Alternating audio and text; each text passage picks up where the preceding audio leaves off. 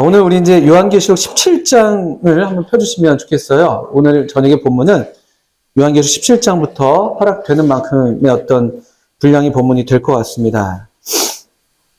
아침 시간에 요한계시록 13장, 14장을 읽으면서 그 두 짐승, 이 요한이 보게 되었던 두 짐승에 대해서 함께 살펴봤습니다. 근데 이 두 짐승이 그 이름에 걸맞게 정말 짐승 같은 힘을 갖고 있어서 성도들과도 싸워서 이기는 그런 모습을 보였습니다.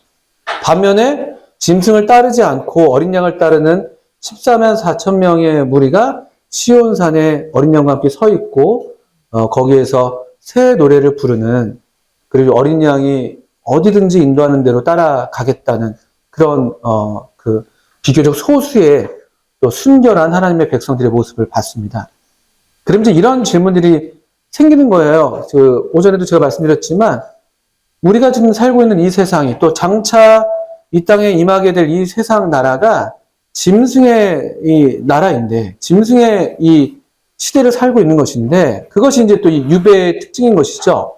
이 사람을 사람으로 취급하지 않는 것이에요. 그냥 약한 사람을 하나의 부속품으로, 하나의 그냥 어떤 그 생명이 있는 인격적인 존재가 아니라 그냥 부리다가 필요가 없으면 버려도 되는 그런 하나의 그냥 물품으로 여기는 것이 짐승의 시대이고, 또 그런 짐승의 시대에 우리 그리스도인들은, 저와 여러분들은 이런 그 유배를 당하는 그런 운명이 일반적이다라는 걸 배워왔는데, 이런 질문들을 하게 되는 것이죠. 그럼 이 짐승이 정말 이렇게 끝나는 것인가? 이 짐승의 제국으로 끝나는 것인가? 성도들은 너무나 미약해 보이고, 우리는 고작 그래서 싸운다는 게 그냥 어린 양과 함께 어디든지 이끄시는 대로 따라갔는데, 그래서 죽임을 당하는 것이 우리의 이제 결국인가? 이런 질문들을 하게 됩니다. 물론 그거 자체로도 하나의 승리이긴 합니다만, 이렇게 끝난다면 너무나 또 이게 우리가 바라는 어떤 결말이 아니에요. 우리가 많은 사람들이 환호하는, 우리가 기대하는 그런 영웅의 어떤 서사시, 영웅 이야기의 구조에도 걸맞지가 않는 것이죠. 그냥 그렇게 해서 그냥 끝까지 신앙의 지조를 지키다가 죽임을 당한 걸로 끝난다? 그 죽음이 무슨 의미가 또 있겠습니까? 어떻게 보면 헛된 죽음일 수도 있는 거예요. 결말이 그렇다면요. 그래서 우리의 질문은 이 짐승 나라가, 이 짐승 제국이 어떻게 끝날 것인가라는 질문으로 자연스럽게 이어지게 되는데, 그것이 이제 17장 이후에 이 짐승의 결말이 나타나는 것을 우리가 볼 수가 있습니다. 17장까지 어간의 14장 우리 후반부와 15장, 16장에는 이제 마지막 재앙이라고 할 수 있는 7 대접의 심판이 앞서 있습니다. 15장 1절을 잠깐 먼저 보실까요? 또 하늘에 크고 이상한 다른 이적을 보매 7 천사가 7 재앙을 가졌으니 곧 마지막 재앙이라. 하나님의 진노가 이것으로 마치리로다 하면서 하나님의 심판의 이제 마지막 국면에 도달하는 것을 보게 되죠. 그 심판이 16장 1절에 가서 이렇게 실제로 실현됩니다. 16장 1절. 또 내가 들으니 성전에서 큰 음성이 나서 7 천사에게 말하되 너희는 가서 하나님의 진노의 7 대접을 땅에 쏟으라 하더라 라고 하면서 땅에 임하게 될 마지막 심판, 7 대접의 심판이 16장 2절부터 첫째, 둘째, 셋째, 넷째 쭉 이어집니다. 그리고 6번째 천사가 대접을 부었을 때 16장 12절을 잠깐 좀 보시면, 여기 또 우리가 종종 들어왔던 종말을 이야기할 때 많이들 이렇게 언급됐던 그 이야기가 여기 있습니다. 또 6째 천사가 그 대접을 큰 강 유브라데에 쏟음에 강물이 말라서 동방에서 오는 왕들의 길이 예비되었더라. 동방에서 왕들이 오는 길이 예비되는 그런 장면. 13절. 또 내가 보매 개구리 같은 새 더러운 영이 용의 입과 짐승의 입과 거짓 선지자의 입에서 나오니, 우리가 보았던 이 요한계시록 13장에서 보았던, 12장 13장에서 보았던 용과 두 짐승이죠. 용, 첫째 짐승, 그 짐승의 입, 두 번째 짐승은 그 짐승의 선지자였죠. 거짓 선지자. 그 입에 더러운 영이 막 입에서 나옵니다. 14절, 그들은 귀신의 영이라. 이적을 행하며 온 천하 왕들에게 가서 하나님 곧 전능하신 이의 큰 날에 있을 전쟁을 위하여 그들을 모으더라 하면서 하나님의 큰 날에 예언되어 있는 한 전쟁이 있는 것을 보게 됩니다. 그 전쟁을 위해서 이 온 천하를 어디로 이끄냐면은 16장 16절이죠. 새 영이 히브리어로 아마겟돈이라 하는 곳으로 왕들을 모으더라. 들어보셨죠? 아마겟돈. 인류 최후의 전쟁을 보통 가리키는 전쟁. 아마겟돈이 지명, 작은 지명을 보통 무기또 평야라는 그 지역을 의미하기도 합니다만 그 지역을 중심으로 한 거대한 대전쟁이 마지막에 예언되어 있는 것을 보게 됩니다. 자세하게 이 전쟁의 어떠함을 묘사하고 있지는 않습니다만 그것이 이제 17장 그리고 19장의 그 마지막 아마겟돈 전쟁이 이와 같은 형태로 끝날 것이라고 우리가 볼 수 있는 내용들이 이제 나오는 것입니다. 이게 여섯째 천사의 심판입니다. 그리고 일곱째 천사 16장 17절입니다. 마지막 재앙이죠. 일곱째 천사가 그 대접을 공중에 쏟습니다. 그랬더니만 큰 음성이 성전에서 보호자로부터 나서 이르되 되었다 하시니 다 되었습니다. 끝난 거예요. 우리 예수님이 마치 십자가에서 다 이루었다라고 말씀하신 것처럼 모든 심판이 이 마지막 심판으로 이제 완성되는 것을 선언하시는 것이죠. 그 심판의 내용은 이렇습니다. 18절, 19절 좀 더 읽어볼게요. 번개와 음성들과 우레소리가 있고 또 큰 지진이 있어서 얼마나 큰지 사람이 땅에 있어 온 이래로 이같이 큰 지진이 없었더라. 큰 성이 쇠 갈래로 갈라지고 만국의 성들도 무너지니 큰 성 바벨론이 하나님 앞에 기억하신 바 되어 그의 맹렬한 진노의 포도주 잔을 받으매 이렇게 이어지고 있죠. 이 마지막 심판에서 특별히 성들이 무너지는 것, 인류의 어떤 우리가 쌓아왔던 모든 문명, 우리 기술의 집약, 우리 과학 문명의 어떤 최고조에 이르렀던 이 사람은 그 가인 이래로 성을 쌓았거든요. 그리고 그것이 피크가 됐던 게 우리 잘 아시는 바벨탑이었잖아요. 바벨탑. 이 보호 본능 때문에 그러기도 하고 또 우리의 이름을 이 땅에 더 내기 위한 어떤 교만으로 인한 것이기도 하고 또 뭔가 우리가 흩어짐을 면하자 하면서 또 이렇게 우리끼리 똘똘 뭉치자 했던 그 바벨, 거기에 기인한 문명, 이 바벨론 문명, 인간의 어떤 이 교만과 탐욕이 집약되어 있는, 그리고 그것이 가시적으로 나타나는 것이 바로 성이에요. 성, 도시. 사람은 도시를 만들었어요. 성을 만들었습니다. 근데 그것들을 인간의 성들이, 만국의 성들이 다 무너집니다. 그 이 성들이 그리고 모체가 되는 하나의 어떤 그 성 이름을 지금 언급하고 있습니다. 큰 성 바벨론. 큰 성 바벨론이 하나님 앞에서 기억하신 바 되어서 하나님의 맹렬한 진노의 포도주 잔을 받게 됩니다. 큰 성 바벨론에 대한 심판으로서 마지막 심판, 온 인류의 어떤 이 인류 제국에 대한 우리 역사에 대한 마지막 심판이 여기 실현되는 것을 볼 수가 있습니다. 이제 17장에는 이 큰 성 바벨론의 심판에 대해서 더 자세하게 묘사하는 것으로 보여요. 17장 1절부터 한번 읽어가겠습니다. 읽어가면서 말씀을 드릴게요. 또 일곱 대접을 가진 일곱 천사 중 하나, 마지막 그 일곱 대접 심판을 수행했던 그 천사 중에 하나가 와서 내게 말하 이르되 이리로 오라. 많은 물 위에 앉은 큰 음녀가 받을 심판을 너에게 보이리라. 갑자기 짐승 얘기를 여태 왔는데 갑자기 바벨론이라는 큰 성을 언급하면서 그리고 전혀 다른 하나의 캐릭터를 등장시킵니다. 이게 누구냐면은 큰 음녀. 앞서서 이런 존재가 있지 않았었어요. 음녀라고 언급되는 그런 표현이 없었습니다. 근데 갑자기 보통 음녀도 아니에요. 큰 음녀래요. 많은 물 위에 앉은 큰 음녀가 받을 심판을 이 국면에서 마지막 최후의 심판의 국면에서 갑자기 언급하시는 것을 보게 됩니다. 근데 이 큰 음녀가 앞부분에서 따로 언급이 없었다 할지라도 약간의 음녀의 특징을 암시하는 표현들이 덜어 있었습니다. 여러분 잠깐 여기 손 넣으시고 요한계시록 우리 2장이었죠? 2장 20절에 두아디라 교회에 대한 책망에서 우리 어제 살펴봤던 말씀에서 그러나 너에게 책망할 일이 있노라. 자칭 선지자라는 여자 이세벨을 네가 용납함이니 그가 내 종들을 가르쳐 꾀어 행음하게 하고 우상의 제물을 먹게 합니다. 음녀의 특성을 지니고 있는 이 자칭 선지자 여자 이세벨이라는 이름이 여기 언급된 게 있습니다. 그렇죠? 이 영향이 두아디라 교회에 상당하게 있었던 것을 보았던 것이죠. 그리고 이것이 그냥 단순한 어떤 소수에게만 미치는 영향력이 아니라 이 여선지자 이세벨을 통해서 하나님의 종들이 가르침을 받았던 대단한 영적인 타락, 일종의 배도죠, 배도.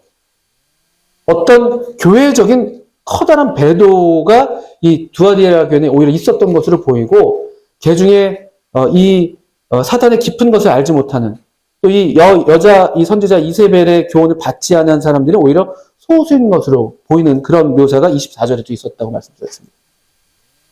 또 우리가 아침에 읽었던 요한계시록 읽진 않았군요. 요한계시록 우리 읽었군요. 14장 보시면요. 우리 그 14만 4천 명에 대한 묘사에서 우리 14장 4절 아까 보셨을 때 잠깐 언급을 했었네요. 그죠? 이 사람들은 14만 4천 명은 어떤 사람들이라 했더니만 여자와 더불어 더럽히지 아니하고 순결한 자다. 갑자기 여기도 여자와 더불어 더럽히지 않았다. 이런 표현이 나오고 있습니다. 그러니까 이런 표현들은 아마도 이 17장에서 이제 밝혀내고 계시는 큰 음녀의 어떤 그림자랄까요? 그 영향력이 앞서서도 계속 있어 왔던 것이고, 거기 이 큰 음녀로부터 벗어나 있었던 사람들이 있었던 것을 우리에게 말씀해 왔던 것을 보이는 것이죠. 이 큰 음녀는 사실은 이 짐승과 함께 결합된 형태로서 대단히 광범한 영향을 끼치고 있는 거대한 세력이에요. 이게 큰 성 바벨론의 중요한 요소가 되는 것입니다. 17장 1절에서 이 큰 음녀는 많은 물 위에 앉아 있다고 되어 있습니다. 이 많은 물이 무엇인가라고 직접 설명을 해주세요. 17장 15절을 보십시오. 또 천사가 내게 말하되 네가 본 바 음녀가 앉아있는 물은 무엇이라고요? 물이 뭐라고요? 백성과 무리와 열국과 방언들. 무슨 말입니까? 온 세계에 미치는, 온 세계 위에 큰 음녀가 앉아있는 거예요. 온 세계를 향한 그 음녀의 지배력, 영향력을 볼 수가 있습니다. 이렇게 설명이 되어 있습니다. 17장 2절을 보실까요? 음녀에 대한 묘사들이 더 나타나고 있습니다. 땅의 임금들도 그와 더불어 음행하였고 땅에 사는 자들도 그 음행의 포도주에 취하였다 하고 하면서 음녀인 만큼 음행이 그 특징이 됩니다.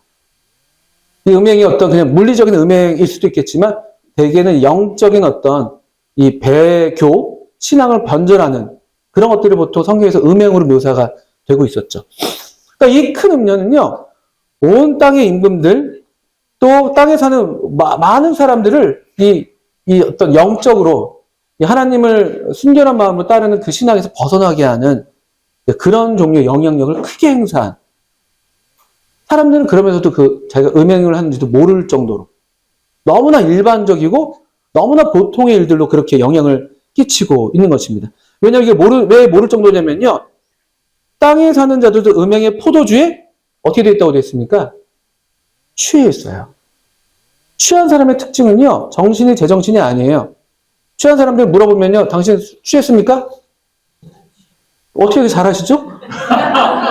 어떻게 이렇게 그냥 바로 그냥 대답이 나오시네요? 안 취했다는 거죠. 아시잖아요, 그죠? 절대 자기는 안 취했대요. 하면서 걷는데 계속 갈짓자로 걷는 것이죠. 나 괜찮아 이러면서. 더 무서운 건 음주운전 하시는 거 정말 무서운 일인데 자기가 몰라요. 아주 잘한다고 생각합니다. 이렇게 하는 것이 하나님을 잘 섬기는 거야. 이런 어떤 착각을 하게 만드는 그런 특징의 영향력이 있어요. 그리고 이 영향력은 정치적인 게 아니에요. 왜냐하면 땅의 임금들도라고 되어 있잖아요. 그러니까 임금들, 어떤 정치 권력과는 별개의 커다란 영향력, 커다란 세력으로 묘사가 되고 있는 것이에요. 그리고 그 특징은 음행인 걸 보면은 종교적인, 영적인 어떤 그런 거대 세력이 여기 등장하는 것이에요. 3절 보실까요?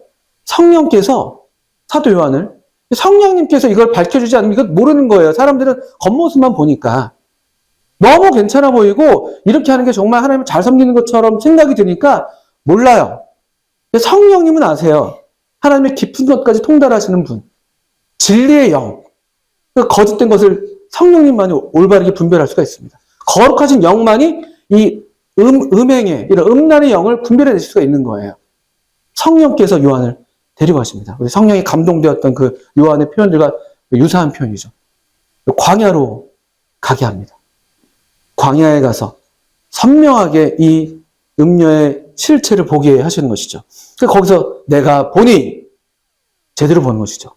이 여자는 어떤 여자가 봤더니만 여자가 뭘 타고 있습니까? 3절에 붉은 빛 짐승을 타고 있습니다. 짐승. 우리 13장에서 묘사되었던 그 바다에서 나온 짐승으로 보통 이해를 먼저 합니다. 근데 왜 붉은 빛 짐승이겠습니까? 그 색이 따로 있지는 않았는데요. 짐승에 있어서는요. 근데 붉은 빛은 누구에게 적용되는 색인지 아십니까? 12장을 보시면 12장 여기 손 넣으시고 12장 3절이죠. 12장 3절. 하늘에 또 다른 이적이 보이니 보라 한 큰 옛뱀 마귀 사탄 큰 용의 색이 붉은색입니다. 이 붉은 짐승은 바로 그래서 이 13장의 그 짐승인 것이죠. 용의 권세를 받은 그 짐승 위에 이 음녀가 올라타 있어요. 이 짐승이 제국을 의미하는 것이었다고 우리가 배웠잖아요. 거대한 정치, 어떤 권력, 정치 세력이란 말이에요. 전 세계를 통제하는, 특별히 경제를 무기로 해서 전 세계를 자기 수하에 두는 거대한 정치 경제 세력이었다면 그 위에 이 종교 세력인 큰 음녀가 올라타 있는 것이에요. 17장 3절을 다시 돌아와 보시면 여자가 붉은빛 짐승을 탔습니다. 그 짐승의 몸에 하나님을 모독하는 이름들이 가득하고 7머리와 10뿔이 있다. 이것도 역시 그 바다에서 나온 짐승의 묘사와 정확하게 일치하는 묘사예요. 7머리와 10뿔. 그리고 그 하나님을 모독하는 그 신성 모독하는 이름들을 갖고 있었죠. 그 뿔에요. 머리에. 또 4절을 보시면 그 여자의 외양이 묘사가 되고 있습니다. 자줏빛과 붉은빛 옷을 입고 금과 보석과 진주로 꾸미고 손에 금잔을 가졌는데 가증한 물건과 그의 음행의 더러운 것들이 가득하더라. 다 일단 겉모습을 보십시오. 어떤 모습입니까? 옷 색깔이 자줏빛, 붉은빛 옷. 그냥 단순한 색깔을 의미하는 것이 아니죠. 여러분 자줏빛 옷은 어떤 옷일까요? 자주색. 네? 보라색인데요. 어떻게요? 신분이 높은. 신분이 높은. 왜 그렇게 얘기하셨죠? 만들기 어려운. 맞습니다. 성경 여러분 자주 색깔 하면 떠오르는 여인이 있습니다. 누가 있죠? 자주장사 루디아. 빌립보에서 만났던 여성이었죠. 그 염료, 이 색을 만들어내는 이것이 귀한 색이었다고 그러잖아요. 아주 고급 어떤 그 재질이에요. 자줏빛 옷은. 붉은빛 옷도 그렇습니다. 되게 자줏빛 옷은 우리나라에서도요, 자줏빛은 보통 뭐 왕이나 신하들에게 주로 왕만 썼던 거예요. 하여튼 그렇죠. 우리 사극 같은 거 보면요. 뭐 그런 거 있죠. 골룡포 뭐 이런 거, 뭐 가슴에 흉패 같은 거 보면요. 자주색들. 아주 고급진 옷이에요. 아주 화려합니다. 자주색 옷, 붉은색 옷, 또, 금과 보석, 진주로 꾸몄습니다. 야, 좋겠죠, 자매님들. 저도 그만하게 붙이고 있는데, 금반지 하나 붙이고 있는데, 이걸로 엄청 꾸몄대요.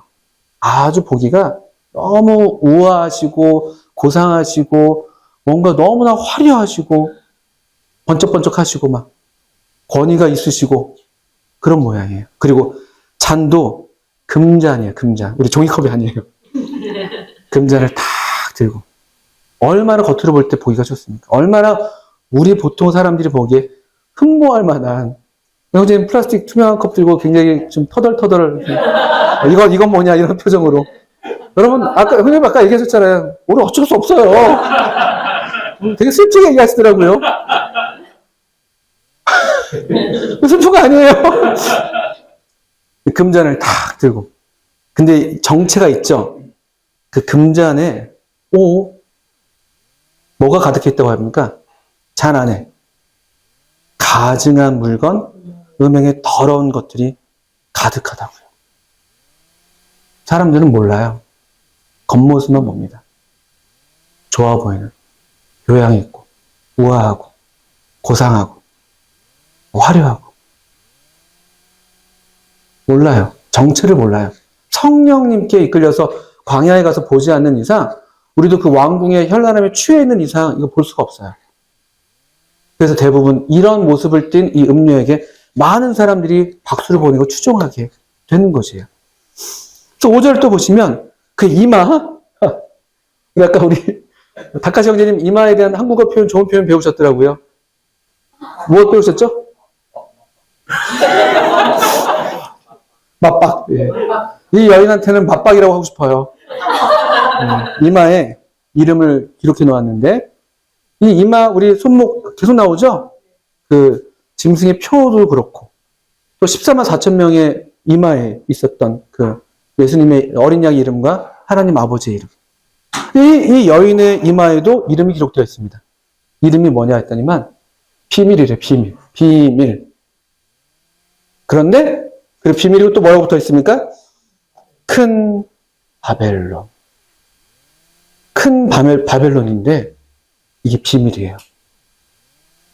하나님께서 보여주지 않으시면 알 수 없는 큰 바벨론. 큰 바벨론이라는 말은요, 성경에 또 한 군데 나옵니다. 다니엘서에서 또 나와요.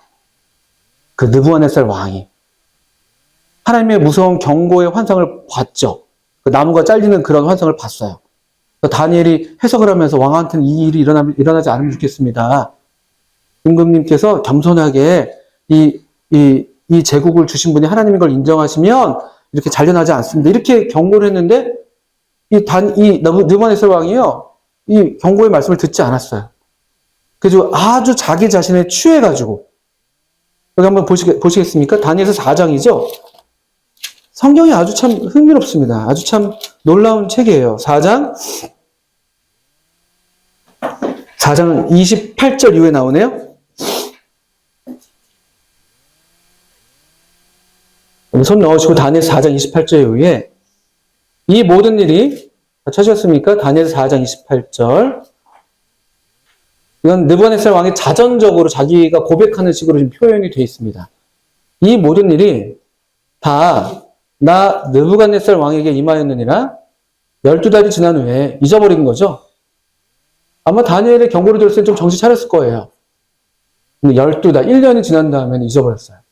그래서 내가 바벨론 왕궁 지붕에서 거닐세 나 왕이 말하여 이르되 이 큰 바벨론은 내가 능력과 권세로 건설하여 나의 도성으로 삼고 이것으로 내 위엄의 영광을 나타내는 것이 아니냐 하였더니 여기에 이 큰 바벨론이라는 표현이 나옵니다. 이 흥미롭죠? 여러분 다 아시는 것처럼 이 느부갓네살 왕이 바벨론을 바라보면서 아주 마음이 흡족해서 얘기하는 게 뭐냐면요. 얘기하면서 계속해서 이 바벨론과 누구를 연결하냐면요. 하나님께 그걸 돌려야 되는데 나 왕이 말하여 내가 건설했고 나의 도성, 내 위엄의 영광, 이 자아, 완전히 부풀어져 있는 이 자아와 그리고 그래서 이 바벨론을 자기 것이라고 주장하는 이 큰 바벨론. 여기에 이 똑같이 이 여인의 이마에 있었던 그 이름이 여기 기록되는 것이에요. 큰 바벨론. 큰 바벨론이에요. 너무 거대해져서 그 안에 무수한 어떤 이 거짓된 것들이 다 용납되고 있는. 다 용납돼도 괜찮아요. 왜냐하면 나한테 이러니까. 다 내 거라고 생각하니까. 다 나를 배불리면 되는 거니까. 이게 기준이 되니까 다 용납하는 어떤 그 비밀이에요. 큰 바벨론의 비밀이 그렇습니다. 나무가 크게 자랐는데 너무 나무가 크게 자라서 거기에 새들이 깃들고 막 그랬거든요. 다니엘 4장에서. 다 용납하는 거예요. 마태복음 13장에서 그 겨자씨에 비유해서 겨자씨가 크게 자라서 거기에 또 새들이 깃드는 것처럼 비정상적인 어떤 이 성장이죠. 지나치게 거대해진 거예요. 근데 그것이 그냥 겉으로 볼 때는 화려하고 좋아 보이지만 사실은 거기에 비밀이 있는 거예요. 우리가 그 보통 사람은 알지 못하는. 그리고 비록 이 바벨론이 크다 할지라도 하나님의 나라는 이 제국을 무너뜨리고 영원히 멸하지 않는 한 나라를 세우신다는 것. 또 비밀이라는 단어는 항상 하나님의 나라와 관련된 용어예요. 하나님의 나라가 어떻게 실현될 것이냐. 이 바벨론도 결국 하나님의 비밀이에요. 이 바벨론 제국을 이 역사 가운데 허락하시지만 이 바벨론을 이렇게 융성하게 하신다 할지라도 이 제국들을 다 지나가게 하신다 할지라도 결국 하나님의 나라가 이 나라들을 다 무너뜨리고 서게 되는 그런 비밀. 여기 큰 바벨론의 비밀이 여기 있습니다.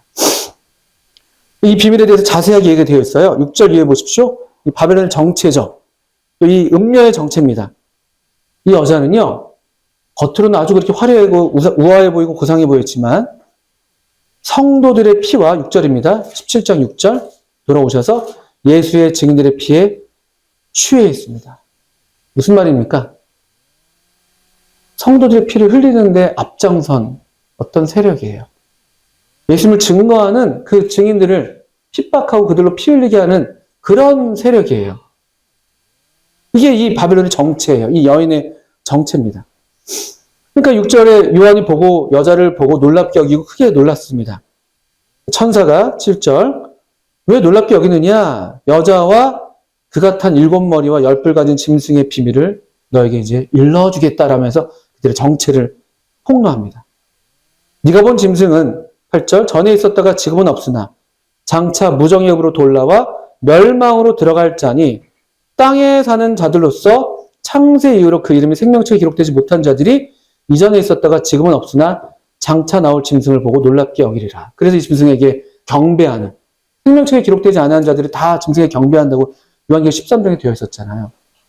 왜냐하면요. 이 짐승이 마치 부활한 모습처럼 보이는 거예요. 전엔 있었어. 근데 지금은 없어. 8절에. 근데 다시 올라온다는 것이죠. 지금은 없으나 이전에 있었다가 지금은 없으나 장차 나올 짐승이라서 이 부활의 모습을 닮았기 때문에 온 땅이 다 이 짐승을 따른다고 묘사가 되어 있었잖아요. 전에 있었는데 지금은 없는. 우리는 그래서 이것을 아까도 말씀드렸지만 전에 있었던 이 요한 당시의 로마 제국 그리고 지금 이 시기에 잠깐 없어 보이죠?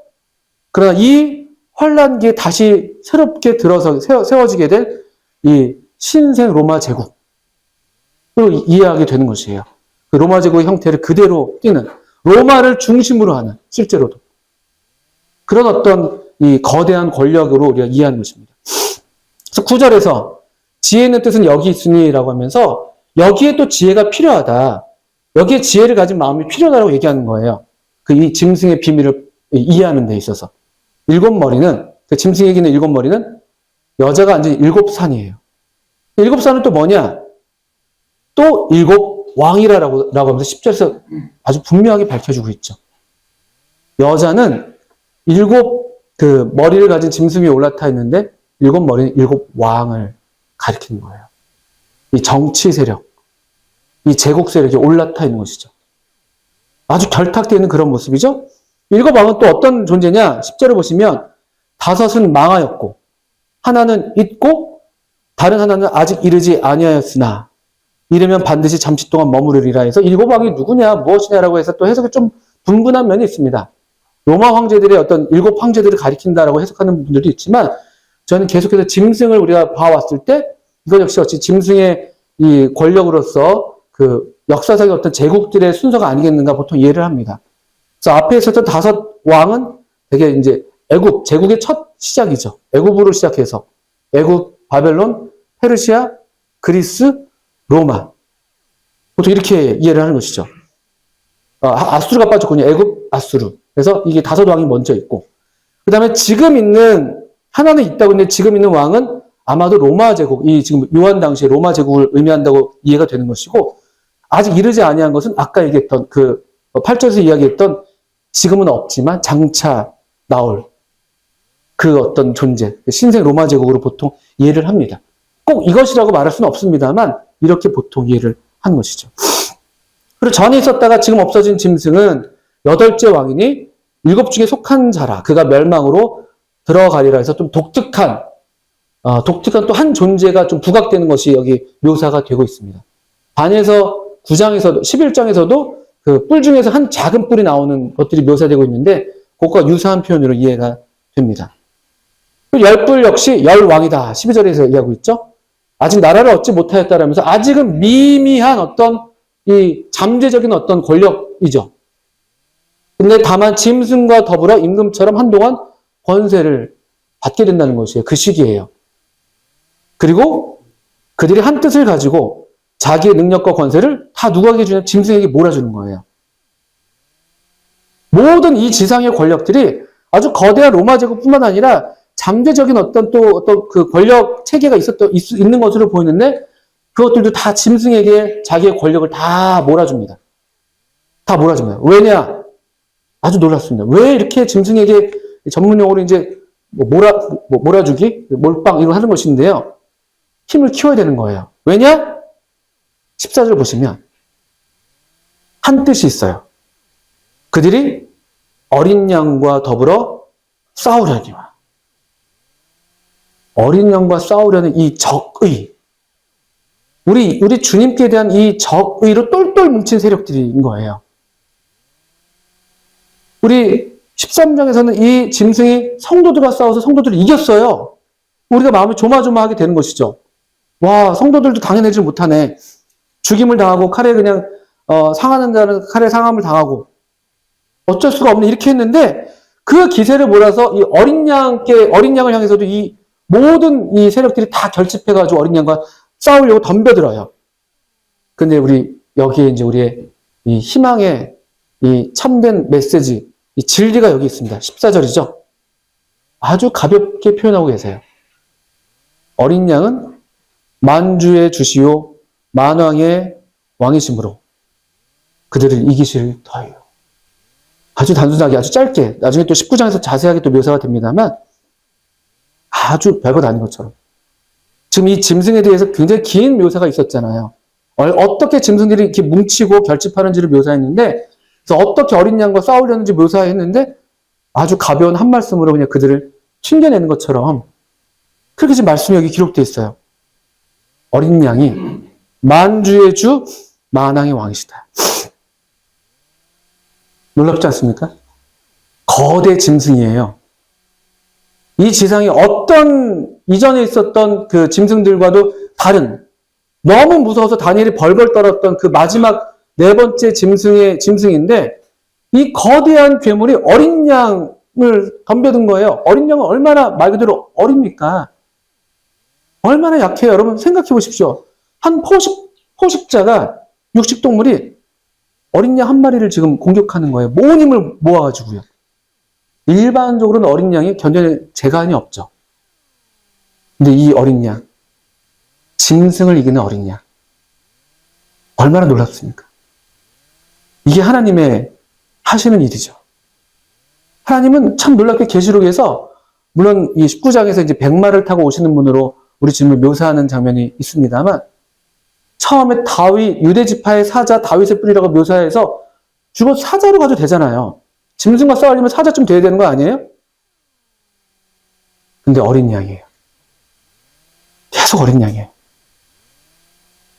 참 놀랍습니다. 하나님의 지혜와 바벨론의 비밀을 깨는 바벨론의 비밀에 포함되는 하나님의 비밀인 것이죠. 바벨론 비밀을 포함해내는 그것을 오히려 하나님의 뜻을 이루는 도구로 사용하시는 하나님의 비밀과 하나님의 지혜가 여기에 있습니다. 어린 양이 계세요. 어린 양. 어린 양은 만왕의 왕, 만주의 주이십니다. 왜냐하면 그분은 이 제국의 통치와 전혀 다른 방식으로 다스리시는 분이십니다. 제국의 통치 앞에서 사람들은 또 피조물들은 벌벌 떨면서 물론 우리 주님 앞에서 우리가 경외심을 갖고 떨겠지만 벌벌 떨면서 그런 종류의 어떤 복종과 그런 종류의 어떤 굴욕적인 어떤 그런 것들이 있다면 이 어린 양의 통치는 얼마나 놀라운 것인지 사랑으로 우리를 다스리시고 그 다스림을 받는 모든 피조물들도 사랑으로 응답하는 그런 통치예요. 전혀 질이 다른 왕, 전혀 질이 다른 주, 만왕의 왕, 만주의 주.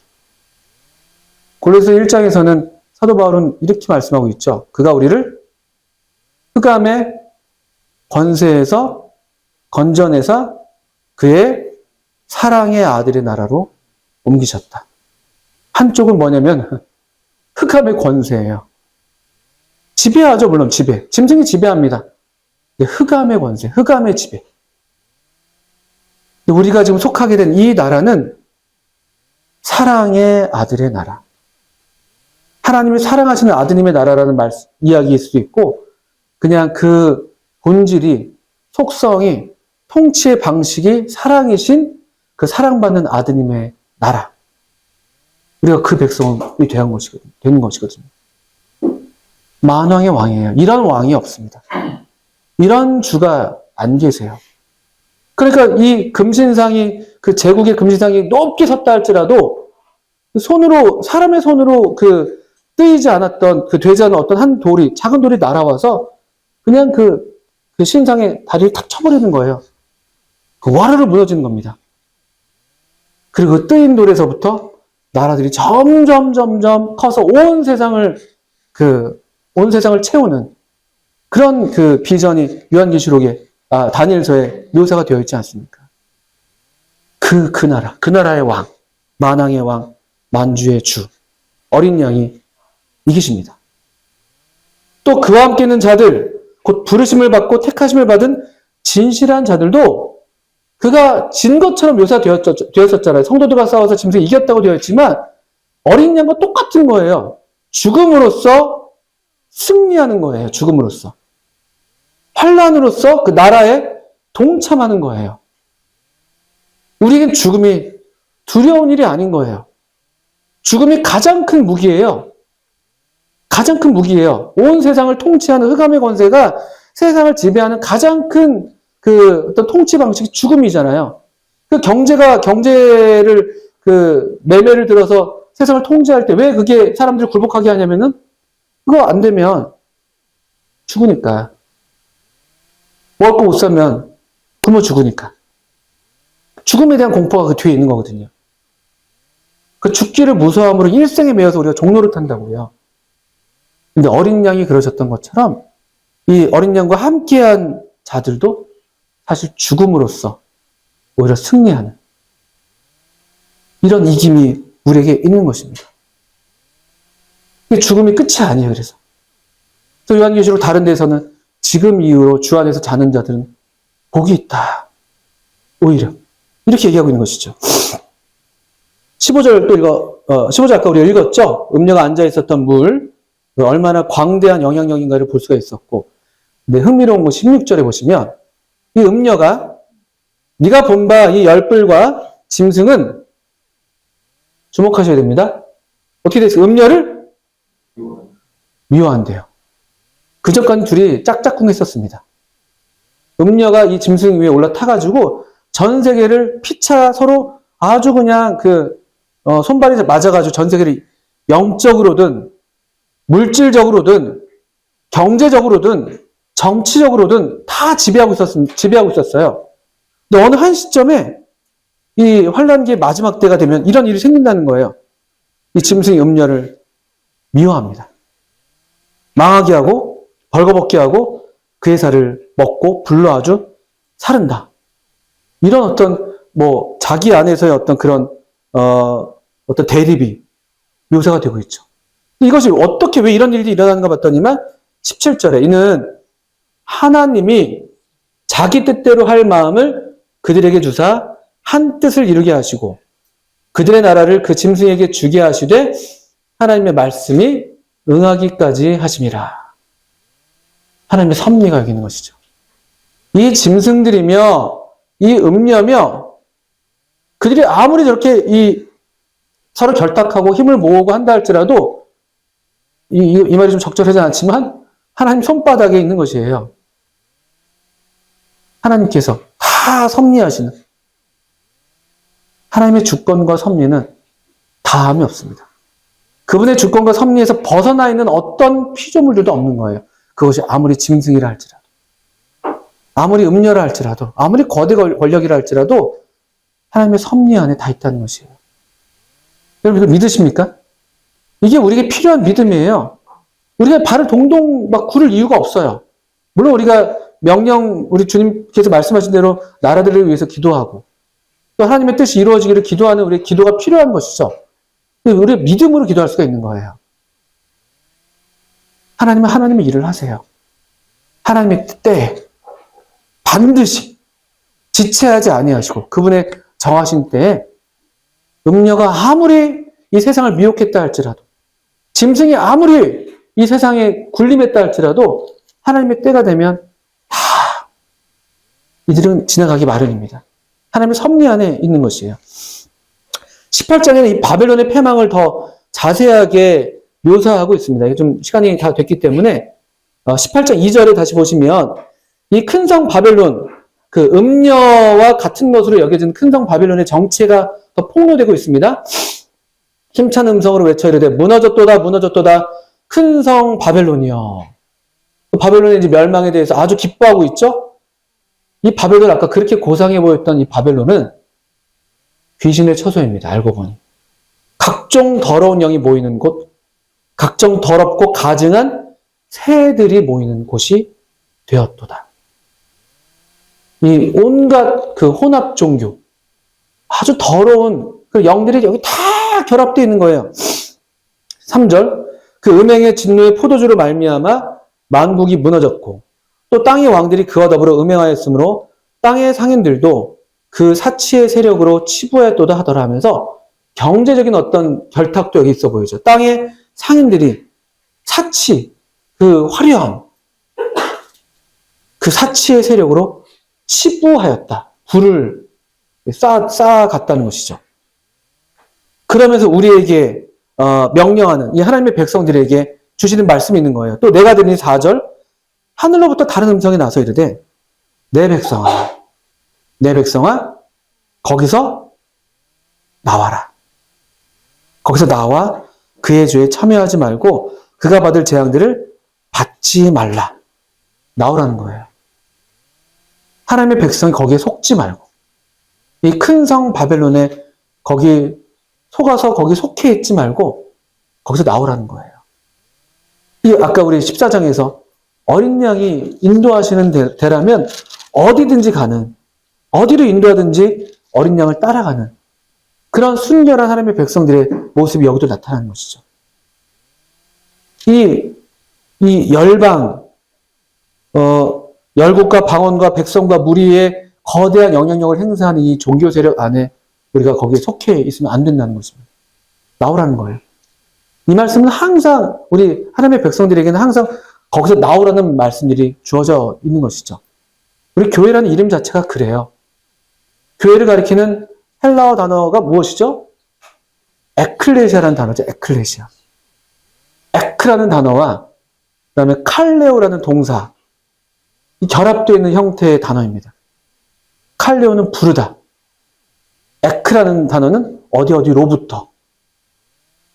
교회는 어디로부터 부름받아서 따로 모이게 된 이런 어떤 무리를 교회라고 가리키는 거예요. 교회는 항상 나오는 거예요. 항상 이 거대한 이 흐름 가운데에서 나오는 거예요.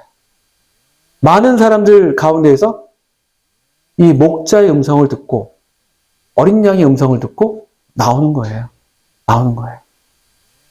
이 귀가 있어야 되고 이 바벨론의 정체를 볼 수 있는 눈이 있어야 되는 것이죠. 또 7절 보시면 얼마나 그의 이제 사치가 더 적나라하게 폭로되고 있는데 그가 얼마나 자기를 영화롭게 하였으며 사치하였든지 그만큼 고통과 애통함으로 갚아주라. 그가 마음에 말하기를 나는 여왕으로 앉은 자요 과부가 아니라 결단코 애통함을 당하지 아니하리라. 그러면서 이 음녀는 자기를 가리켜서 여왕이라고 스스로를 불렀어요. 이 여왕, 이 단어는 아주 중요한 단어입니다. 왜냐하면 구약 성경에서 이 여왕이라는 단어랑 유사한 단어들이 이스라엘 백성들의 우상 숭배에 사용된 기록들이 있습니다. 여기 잠깐 손을 넣으시고 우리 이를테면 예레미야 7장 한번 보시겠습니까? 예레미야 7장. 우리 구약 성경 예레미야 7장. 음녀의 정체를 여러분들이 더 아실 수가 있습니다. 예레미야 7장.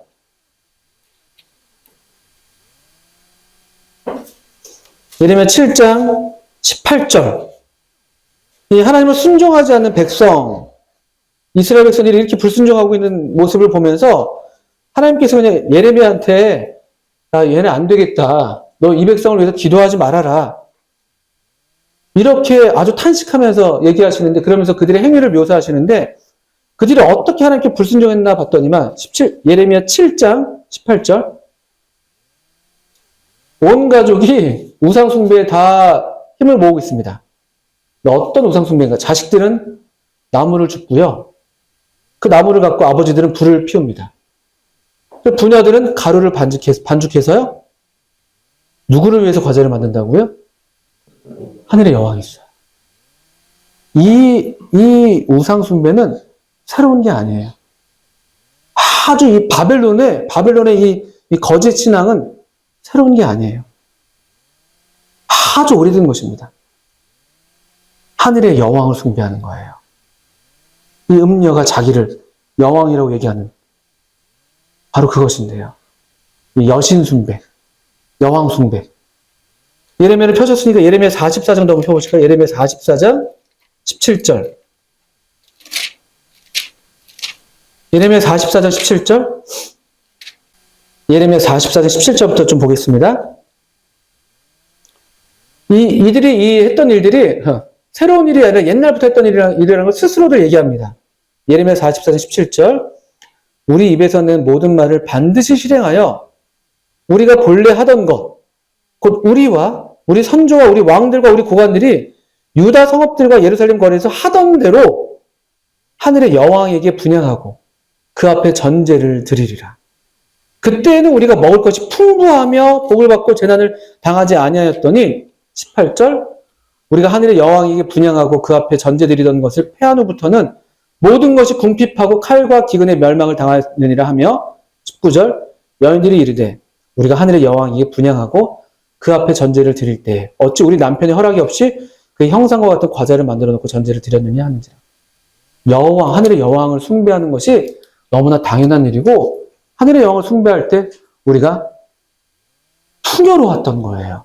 그렇게 얘기한다는 거예요. 지금 풍요로웠다고. 이 얼마나 이 물질적 부와 하늘 여왕 숭배가 아주 긴밀하게 결탁되어 있는지. 이게 바벨론의 비밀이에요. 이게 제국의 비밀이에요. 이 물질과 이 경제와 이 돈과 이 부요와 풍요와 항상 이게 경쟁하는 신이었던 것이죠. 바알 신은 풍요의 신이었어요. 풍요의 신. 바알 신의 그 짝이 되는 여신 아세라는 이 다산의 신이었죠. 풍요와 다산. 모든 사람들이 그토록 바라는. 그게 하늘 여왕과 결탁되어 있습니다. 여신 숭배. 이것이 비밀처럼 되어 있지만 폭로되고 있는 것을 보게 되는데 저는 우리 요한계시록 18장으로 돌아오셔서 18장 7절에 나는 여왕이다라고 말하는 이 음녀의 정체에 대해서 우리가 쉽게 떠올릴 수 있는 존재가 하나 있는 것이에요. 그래서요. 유감스럽게도 이런 여왕, 여신 숭배로서 전 세계를 주무르고 있는 전 세계 이 많은 물 위에 군림하고 있는 이 모든 정치, 경제, 군사 세력과 결탁되어서 그 위에 올라타 있는 이와 같은 종교 집단이 있습니다. 유감스럽게도 있습니다. 가톨릭이 그래요. 온갖 것들이 거기 다 모여 있습니다. 그 토착화라는 이유로 가톨릭은 어떤 이 회개를 요구하지 않아요. 순종을 요구하지 않아요. 하던 대로 해도 됩니다. 아무런 변화가 필요하지 않아요.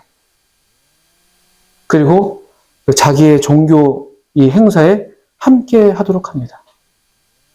그 화려한 의식과 외양과. 얼마 전에 교황이 서거했잖아요. 교황의 복장은 자주색이라고 그러더라고요.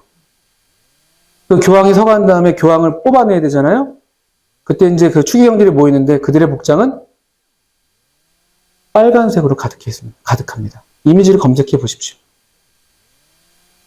그 가톨릭의 미사로 혹시 가보셨습니까? 얼마나 화려한지 몰라요. 얼마나. 제사장 의복처럼 그냥 그대로 의복과 뭐 향을 다 들고 다니고 그 금색으로 막 휘황찬란하게. 다 믿는다고 해요. 하나님도 믿고 예수님도 믿어요. 마리아도 믿고 성인도 믿고 다 믿어요. 제가 가톨릭에 대해서 이렇게 말씀을 드린 게 저도 부담이 됩니다만 이 말씀에 비춰볼 때에는 이런 종교 세력은 가톨릭밖에 없습니다. 얼마 전 교황서거 그 장례식 때 보셨습니까? 온 세계 지도자들이 다 모여요. 그 대단한 누굽니까? 트럼프까지도. 근데 트럼프가 좀 튀는 행동을 했더라고요. 트럼프 대통령이요.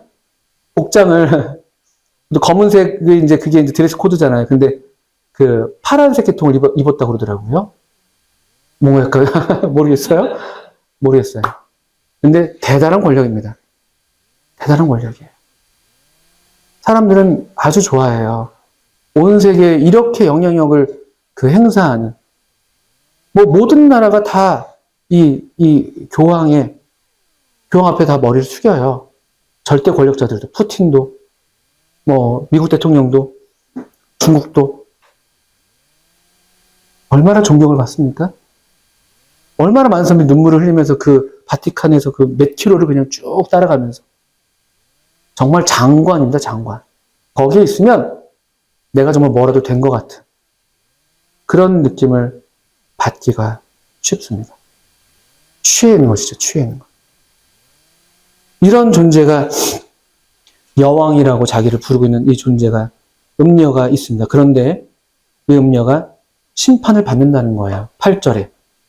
그러므로 하루 동안에 그 재앙들이 이르리니 곧 사망과 애통함과 흉년이라 그가 또한 불에 살라지리니 그를 심판하시는 주 하나님은 강하신 자이심이라.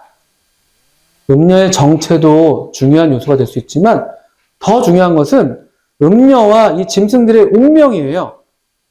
이들이 결코 이 땅에 영원토록 왕노릇하지 못한다는 것이에요. 왜냐하면 우리 주 하나님은 더 강하신 분이시기 때문에. 반드시 심판하시니까. 그래서 18장 20절에 보시면 이 심판을 보면서 이렇게 어떤 그 선포가 있습니다. 하늘과 성도들과 사도들과 선지자들아 그로 말미암아 즐거워하라. 하나님이 너희를 위하여 그에게 심판을 행하셨음이라 하더라. 라고 하면서 이 7 대접의 심판, 최후의 심판의 대상 중에 하나가 이 음녀가 받을 심판이 있는 것이에요. 하나님이 이 음녀를 심판하십니다.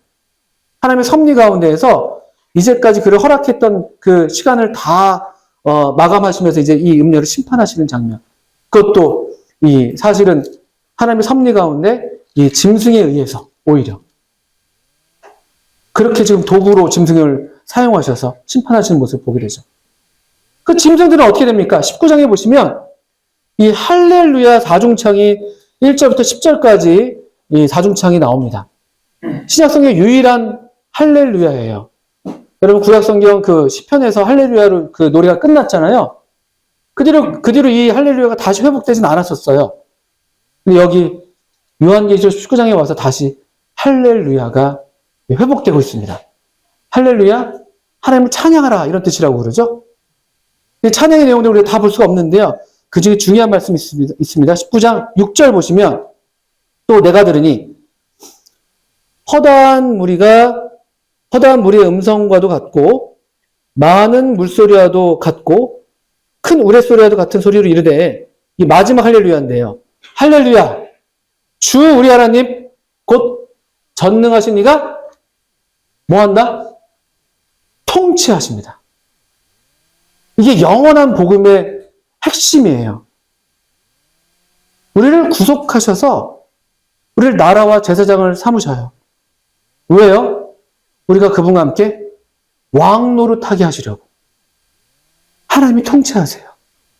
모든 만물을 통치하십니다. 제국이 통치하는 게 아니에요. 짐승이 통치하는 게 아닙니다. 이 세상 권력자들이 통치하는 게 아니에요. 하나님, 전능하신 하나님이 통치하신다. 이게 영원한 복음의 핵심입니다. 궁극적인 이 복음의 성취인 것이죠. 하나님 나라가 완성되는 것. 하나님 나라가 완성되는 거예요. 이 일시적으로는 천년왕국에서 영원 세계에서 이제 새하늘과 새 땅으로 하나님 나라가 완전하게 이루어지는 것.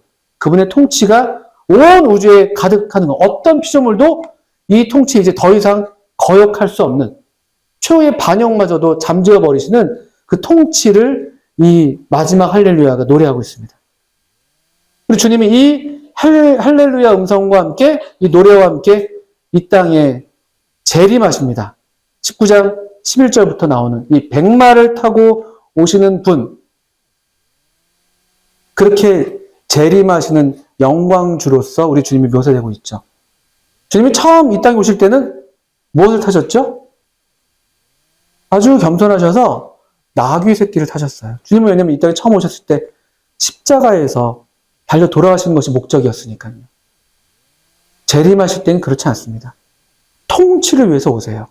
모든 거역하는 것들을 다 심판하시고 그것들을 영원한 참 공의로운 심판으로 잠재우시고 다스리기 위해서 오시는 이 만왕의 왕 만주의 주로 오시기 때문에 영광스러운 이 백마를 탄 모습으로 이 땅에 오십니다. 11절 또 내가 하늘이 열리는 것을 보니 보라 백마와 그것을 탄 자가 있으니 그 이름은 충신과 진실이라. 그가 공의로 심판하며 싸우더라. 그 눈은 불꽃 같고 그 머리에는 많은 관들이 있고 또 이름 쓰는 것 하나가 있으니 자기밖에 아는 자가 없고 또 그가 피 뿌린 옷을 입었는데 그 이름은 하나님의 말씀이라 칭하더라. 하늘에 있는 군대들이 희고 깨끗한 세마포 옷을 입고 백마를 타고 그를 따르더라. 15절 대적하던 그 세력에 대한 마지막 심판이죠. 이게 아마겟돈 전쟁일 수도 있겠습니다. 그의 입에서 예리한 검이 나오니 그것으로 만국을 치겠고 친히 그들을 철장으로 다스리며 또 친히 하나님 곧 전능하신 이의 맹렬한 진노의 포도주 틀을 밟겠고 그 옷과 그 다리에 이름을 쓴 것이 있으니 만왕의 왕이요 만주의 주라. 우리 어린 양에게 있었던 바로 그 이름이 이제 백마를 타신 분의 이 다리에 옷과 다리에 선명하게 누구도 이 이름을 흐리지 못하게 그 다리는 사실 이제 주석 그 불로 달려난 주석 같은 그런 다리라고 그 영광의 묘사가 되어 있는데 아무도 이거를 흐리게 할 수가 없어요. 만왕의 왕 만주의 주로서 오십니다. 그리고 이 심판을 이루실 때 특별히 19장 19절 보십시오. 또 내가 보매 그 짐승이 끝까지 반역합니다. 땅의 임금들과 그들의 군대들이 모여 그 말탄 자와 그의 군대와 더불어 전쟁을 일으켜요. 최후의 발악을 하는 것이죠. 이 아마겟돈 전쟁이 아마 그럴 것인데 근데 뭐 여기서 자세한 묘사도 없어요. 뭐 겨우겨우 이겼다 이런 것도 없어요. 그냥 이기신 분이에요. 승리하신 분으로서 20절에 그냥 바로 그 결말을 그냥 바로 묘사하고 계십니다. 짐승이 어떻게 된다고요? 잡힙니다. 이 짐승, 그 무서운 짐승, 그 넷째 짐승 잡혀요. 또 그 앞에서 표적을 행하던 거짓 선지자, 땅에서 나왔던 짐승이죠. 그 짐승도 함께 잡힙니다. 또 설명을 해주고 계십니다. 이는 짐승의 표를 받고 그의 우상이 경배하던 자들을 표적으로 미혹하던 자, 둘째 짐승이었죠. 땅에서 나온 짐승. 이 둘이 산채로 어떻게 해요? 유황불에 던져집니다. 하나님의 승리가 있어요. 짐승이 어린 양을 이기지 못합니다. 음녀도 심판받아요. 아무도 몰랐던 그 음녀의 비밀을 하나님이 들춰내시고 음녀를 하나님의 섭리 가운데 짐승을 통해서 심판을 당하게 하시고, 그리고 이 짐승들도 끝까지 최후의 이 반역을 일삼았던 이 짐승을 그냥 손쉽게 사로잡으셔서 산채로 유황불에 던지는 그와 같은 심판. 이 심판이 우리 성도들에게는 찬양의 주제가 되는 거예요. 할렐루야. 할렐루야. 우리 하나님이 통치하신다. 세상 어떤 왕국도 나를 다스릴 수 없어. 세상 어떤 이 제국도, 어떤 권력도 교회를 무릎 꿇게 할 수 없어. 우린 어린 양을 따르는 백성들이야. 우린 그분과 함께한 자들이야. 그러니 요한, 그러니 교회들이요.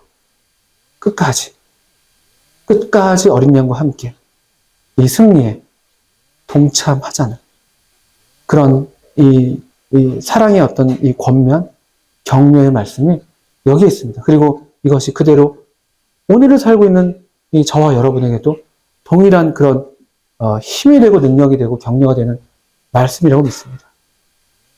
그래서 이 말씀을 읽는 자와 듣는 자와 그 가운데 기록한 것을 지키는 자가 복이 있습니다. 저와 여러분의 이런 복이 오늘 밤에 또 있기를 바랍니다. 함께 기도하겠습니다.